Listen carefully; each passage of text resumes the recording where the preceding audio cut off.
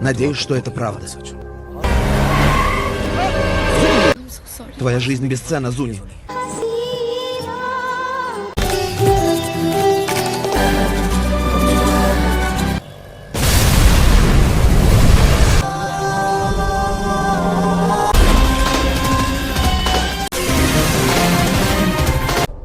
Группа смертников.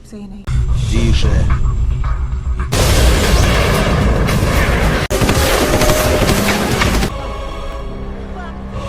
Halo, selamat datang di Gardu Film. Di kesempatan kali ini, Gardu Film akan menyuguhkan alur film Bollywood berjudul Fanaa. Film produksi tahun 2006 ini dibintangi Kajol dan Amir Khan, dua nama yang tak asing lagi di perfilman Bollywood. Seperti apa filmnya? Langsung saja ikuti alur ceritanya berikut ini.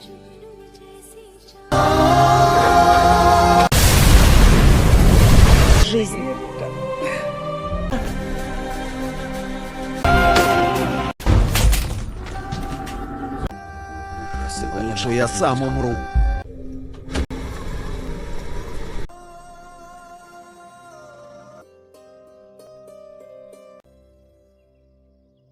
Film ini bercerita tentang Zuni, seorang gadis tunanetra yang tinggal bersama kedua orang tuanya di sebuah dusun terpencil di Kashmir, India. Meski Zuni adalah gadis yang selalu bersyukur dan berusaha selalu percaya diri, tetapi ibu dan ayahnya merasa harus menunjukkan perhatian khusus dan kasih sayang lebih. Ada kekhawatiran yang membayangi ibunya bahwa dengan keadaannya yang buta, Zuni mungkin takkan pernah memiliki seseorang yang istimewa dalam hidupnya.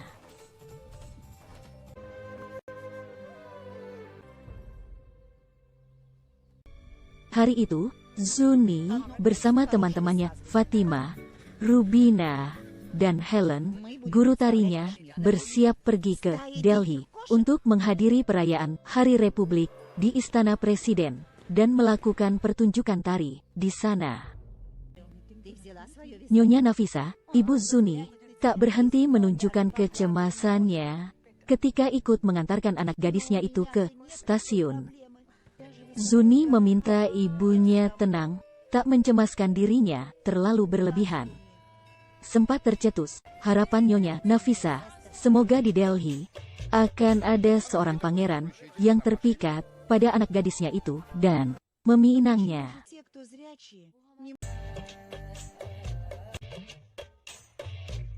Zuni dan teman-temannya rencananya akan berada di Delhi selama 7 hari. 5 hari mengisi acara perayaan Hari Republik di Istana Presiden, dan 2 hari untuk berlibur mengunjungi tempat-tempat wisata di Delhi. Seorang lelaki muda menyambut Zuni dan rombongannya saat akan menggunakan jasa bis pariwisata. Lelaki itu bernama Rehan, seorang pemandu wisata di Delhi. Ia berwajah cukup tampan, sikapnya hangat, dan tampak seperti seorang perayu. Ketika berada di dalam bis, Rehan tak berhenti menunjukkan sikap komunikatif dan jenakanya, membuat Zuni dan teman-temannya tertawa ceria sepanjang perjalanan. Ia juga membaca beberapa puisi. Beberapa syair puisi itu menggugah hati Zuni. Dalam kebutaannya, Zuni membayangkan Rehan adalah sosok pemuda yang puitis dan menyenangkan. Sementara, bagi Rehan sendiri, di antara teman-temannya, Zuni adalah sosok yang paling membuatnya tertarik. Ia tertegun dan merasa iba begitu menyadari Zuni ternyata adalah gadis buta. Ia mengagumi gadis itu karena mampu memahami dan menghayati puisi-puisi yang ia ungkapkan.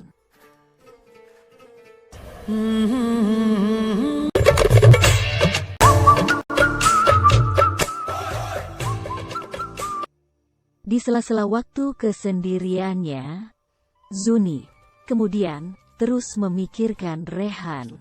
Rasa cinta tiba-tiba menyelinap di relung hatinya.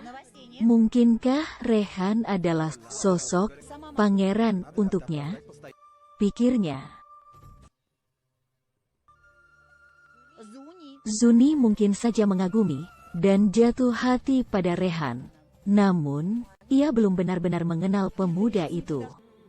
Yang ia tahu, Rehan bekerja sebagai pemandu wisata. Tetapi Rehan adalah pemuda misterius. Di balik sikap puitis dan periangnya, ia seperti menyimpan sebuah rahasia besar. Ia berusaha berkelit ketika dalam sebuah kesempatan, Zuni mengungkapkan cinta padanya. Ia mengaku tidak bisa jatuh cinta pada satu wanita. Ia mengatakan, wanita baginya seperti sebuah tempat wisata yang hari ini ia kunjungi, kemudian besok ia tinggalkan.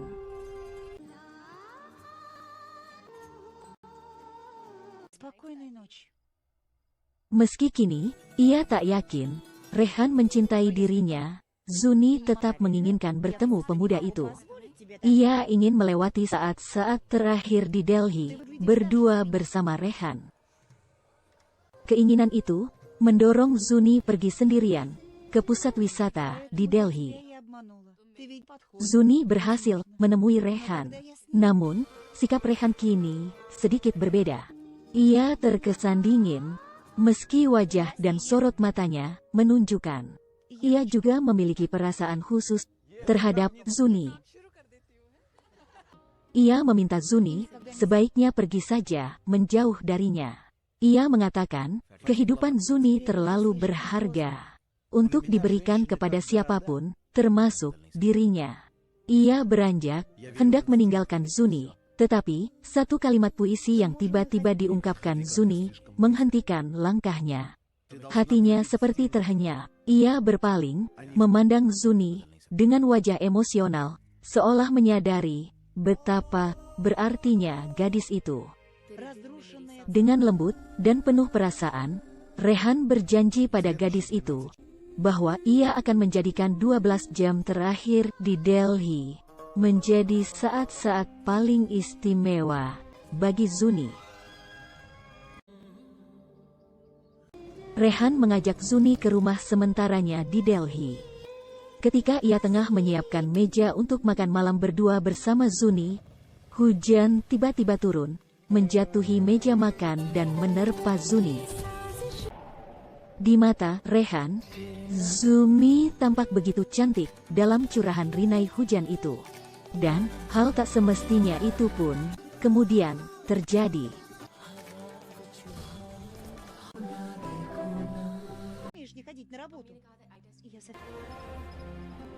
Ketika Zuni sudah berada di dalam kereta, bersiap meninggalkan Delhi, Rehan tiba-tiba ikut naik ke dalam kereta.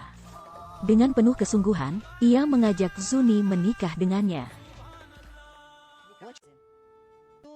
Sambil menunggu kedatangan orang tua Zuni, Rehan menyempatkan diri membawa Zuni ke sebuah rumah sakit di Delhi untuk memeriksakan kondisi mata Zuni.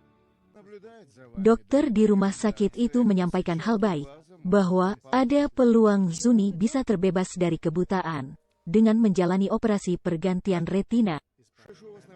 Dengan gembira, Rehan mendukung hal itu.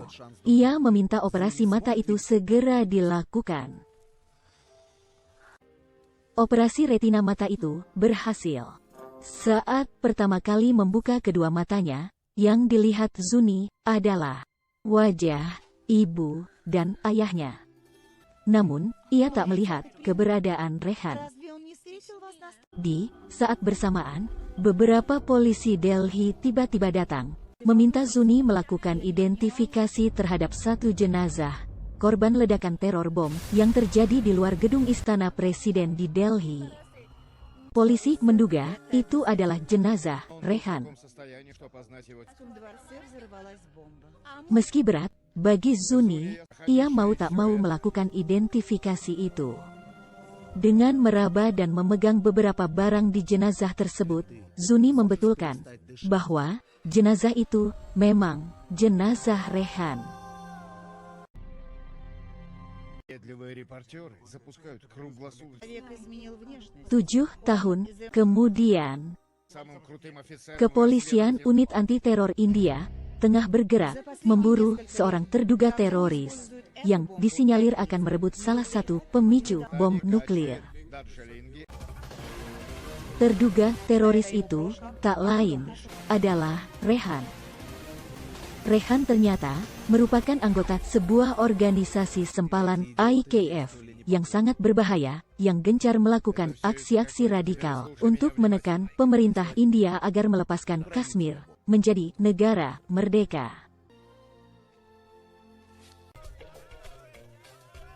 Rehan menyamar sebagai Kapten Ranjev, seorang petugas ahli, anggota Resimen Infanteri Militer India. Dengan cara tersebut, ia berhasil mendapatkan pemicu senjata nuklir itu. Tetapi dalam upaya pelariannya menuju titik penjemputan, Rehan terluka, terkena tikaman dan tembakan.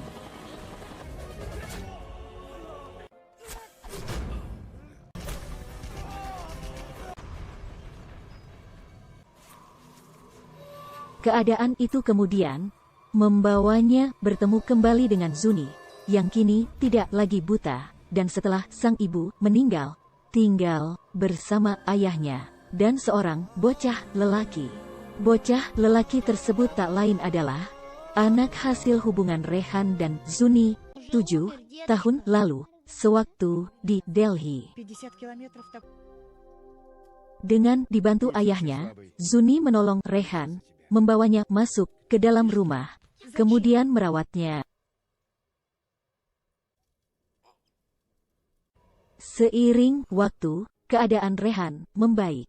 Ia mulai bisa berjalan dan berinteraksi dengan Zuni, ayahnya, dan bocah lelaki itu. Namun, ia masih menutupi jati dirinya. Zuni dan ayahnya hanya mengenalnya sebagai Kapten Ranjev.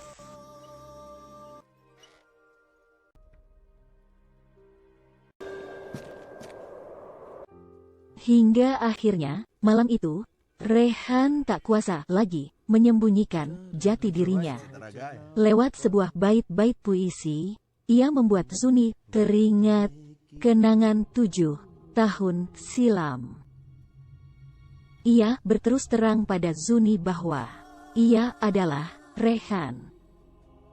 Zuni terkesiap, ia terkejut, tetapi ia tak bisa menampik bahwa sosok lelaki di hadapannya saat ini memang Rehan.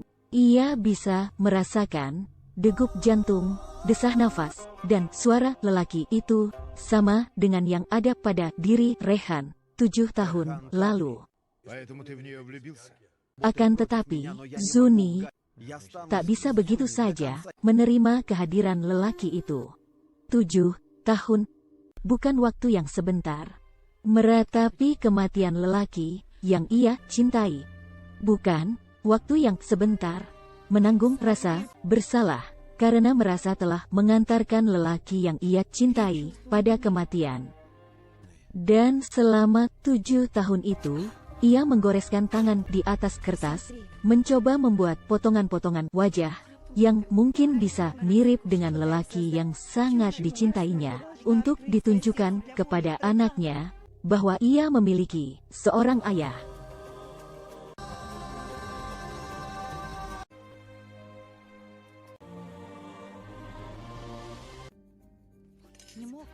Pada akhirnya, Zuni menerima kehadiran Rehan.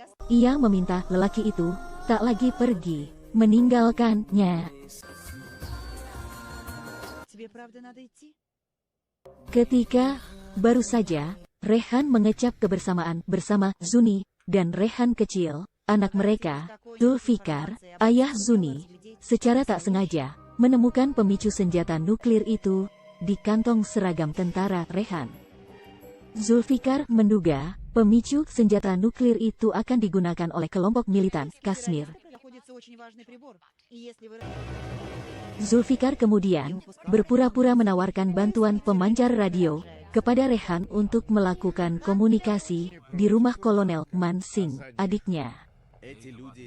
Sesaat setelah Rehan turun dari mobil, Zulfikar tiba-tiba menodongkan pistol sambil memegang pemicu senjata nuklir itu.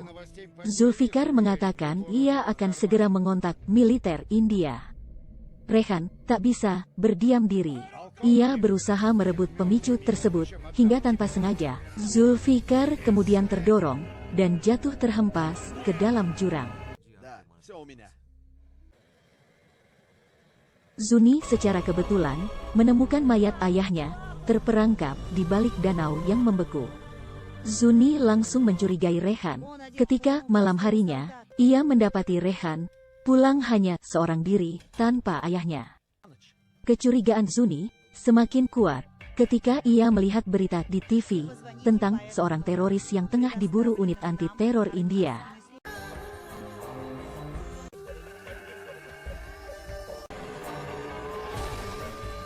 Khawatir akan keselamatan dirinya dan anaknya, Zuni berinisiatif pergi ke rumah Kolonel Mansing, pamannya, untuk menghubungi militer India. Ia juga membawa pemicu bom nuklir itu yang diambilnya secara diam-diam tanpa sepengetahuan Rehan. Rehan tak membiarkannya. Ia bergegas mengejar Zuni ke sana. Ia membujuk Zuni agar mengembalikan pemicu bom nuklir itu. Ia mengatakan alat itu akan menyelesaikan semua masalahnya saat ini. Rehan berhasil mendapatkan kembali pemicu tersebut. Setelah menitip pesan pada Zuni, ia segera melangkah pergi, menyusuri jalan yang membeku, tersungkup salju, menuju titik penjemputan. Dengan hati berkecamuk, Zuni mengikuti lelaki itu. Ia mengarahkan pistol dan menembak kaki Rehan hingga Rehan terjatuh. Dengan wajah marah, Rehan berbalik menodongkan pistol ke arah Zuni, tetapi kenangan indah 7 tahun silam bersama wanita itu membuat ia tak sanggup menarik pelatuk pistol di tangannya. Ia berdiri, kemudian kembali melangkah dengan terseok-seok. Zuni menarik nafas panjang dan dalam, memandang langkah lelaki itu. Kejap kemudian, ia kembali menembakkan pistol di tangannya tepat mengenai tubuh Rehan, hingga Rehan jatuh terkapar. Dengan perasaan pedih, Zuni menghampiri lelaki itu, menaruh kepalanya yang tergolek lemah di pangkuannya. Dengan isak tangis dan air mata, ia melepas Rehan, mati di pangkuannya.